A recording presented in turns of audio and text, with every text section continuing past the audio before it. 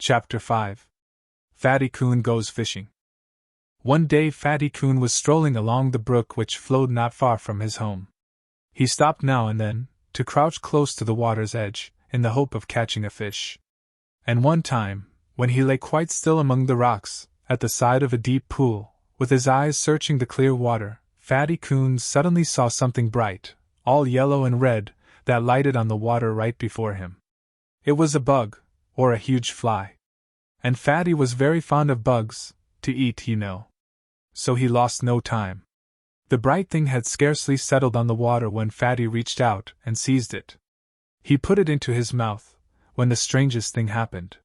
Fatty felt himself pulled right over into the water. He was surprised, for he never knew a bug or a fly to be so strong as that. Something pricked his cheek and Fatty thought that the bright thing had stung him. He tried to take it out of his mouth, and he was surprised again. Whatever the thing was, it seemed to be stuck fast in his mouth. And all the time Fatty was being dragged along through the water. He began to be frightened. And for the first time he noticed that there was a slender line which stretched from his mouth straight across the pool. As he looked along the line, Fatty saw a man at the other end of it, a man, standing on the other side of the brook. And he was pulling Fatty toward him as fast as he could. Do you wonder that Fatty Coon was frightened? He jumped back, as well as he could, in the water, and tried to swim away. His mouth hurt, but he plunged and pulled just the same, and jerked his head and squirmed and wriggled and twisted. And just as Fatty had almost given up hope of getting free, the gay-colored bug, or fly, or whatever it was, flew out of his mouth and took the line with it. At least, that was what Fatty Coon thought. And he swam quickly to the bank and scampered into the bushes.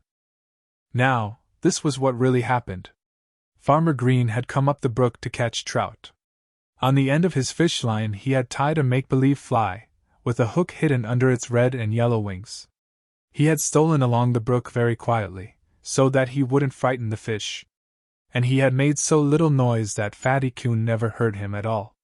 Farmer Green had not seen Fatty, crouched as he was among the stones. And when Fatty reached out and grabbed the make-believe fly, Farmer Green was even more surprised at what happened than Fatty himself.